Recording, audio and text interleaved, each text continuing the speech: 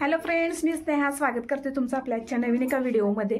तर दिवसाची सुरुवात माझी मॉर्निंग 6ला चालू झालेली आहे। स्वयंपाक वगैरे सगळं आवरलाय, फक्त पोळ्या बाकी आहेत कारण आज आहे श्रावणातला मंगळवार, आता शेवटचा।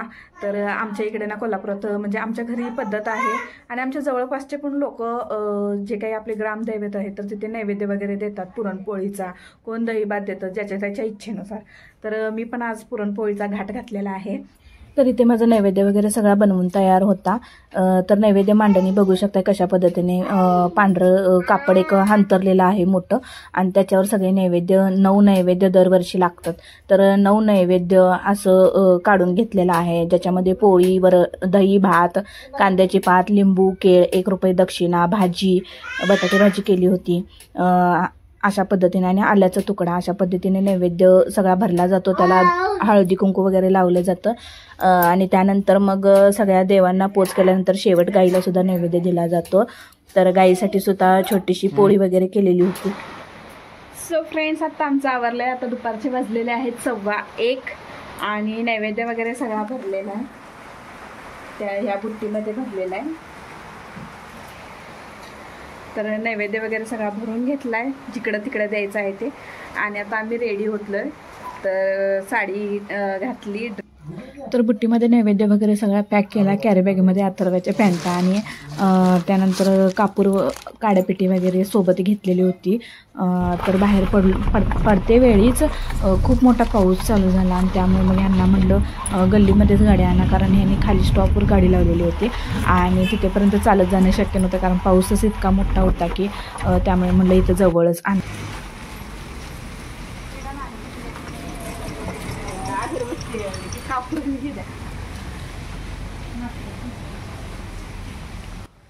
तर आता आम्ही आलेलो आहेत आमच्या एरियामधल्या म्हसोबा मंदिरामध्ये। तर आमच्या एरियाचं जेवढं काही आहे तर ते आमच्या एरियाचं हे म्हसोबा देवस्थान आहे पूर्ण एरियात मिळून।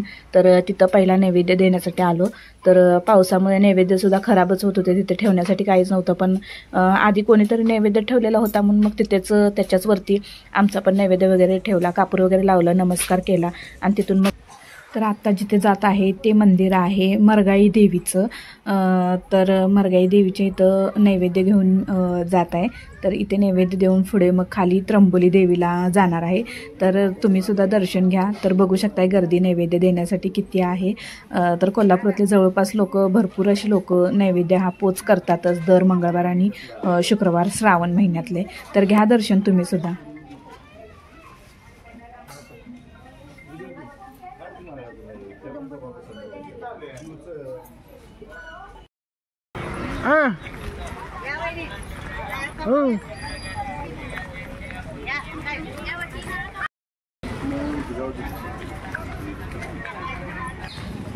तर मरगाई देवीच्या इथून दर्शन वगैरे नैवेद्य पोच करून आता आपण आलेलो आहोत त्र्यंबोली देवीच्या इथे। तर इथे सुद्धा लाईन लागलेले आहेत आणि आतला जर मंदिराचा गाभारा त्यांनी बघितला तर पूर्ण दगडी बांधकाम आहे, दगडी खांबावर हे मंदिर उभारलेलं आहे। तर करा कंटिन्यू, तुम्ही सुद्धा घ्या दर्शन। तर मी सुद्धा नैवेद्य वगैरे ताटामध्ये काढून घेते, कारण हे सोपं पडतं, पटकन आपलं ताटामध्ये घेऊन डायरेक्ट मंदिरामध्ये दिलं जातं। तर तुम्ही सुद्धा दर्शन घ्या।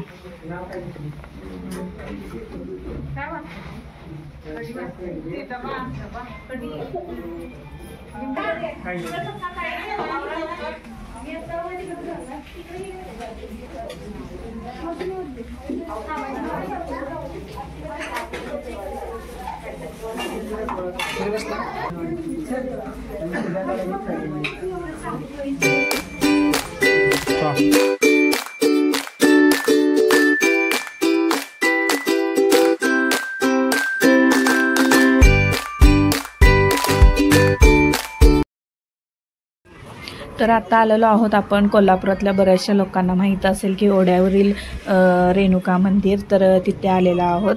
तर तिथे सुद्धा भयंकर गर्दी होती, बघता क्षणी वाटलं खूप गर्दी आहे, पण इतके काही गर्दी नव्हती। सगळेजण नैवेद्य देऊन साईडला दर्शनासाठी थांबलेले होते। तर इथे सुद्धा नैवेद्य ताटामध्ये काढून घेतला, यांच्याकडे दिला अथर्वला, आणि आई गेल्या कापूर वगैरे लावायला। तर आम्ही दोघी पण, आई आणि मी गेल्या दर्शनासाठी रांगेतून नैवेद्य घेऊन।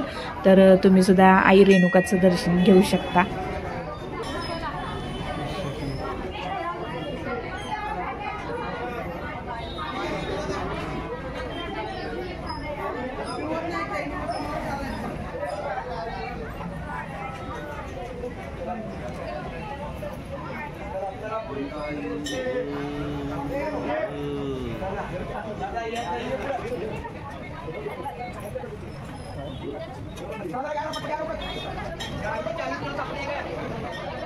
तर आई रेणुकाच्या मंदिराला लागूनच साईडला परशुरामाचं आणि आई मातंगीचं सुद्धा मंदिर आहे. तर तिथे सुद्धा आता आम्ही नैवेद्य वगैरे देऊन दर्शन घेतोय. तर तुम्ही सुद्धा दर्शन घ्या. तर आई रेणुकाच्या इथं जेव्हा आमचा नैवेद्य दिला तिथं रिटर्न दुसऱ्यांचा नैवेद्य आपल्याला प्रसाद म्हणून दिला जातो. तर आम्ही सुद्धा हाच नैवेद्य घेऊन घरी गेलो आणि त्यानंतर आमचं ह्याच नैवेद्यावर आम्ही जेवण वगैरे केलं. तर मातंगीच्या इथे सुद्धा नैवेद्य मिळालेला होता. त्यानंतर पलीकडे रेणुकाचे जग असतात तर तिथे सुद्धा आम्ही नैवेद्य वगैरे दिला. तर करा कंटिन्यू. कसा वाटते व्हिडिओ नक्की सांगा.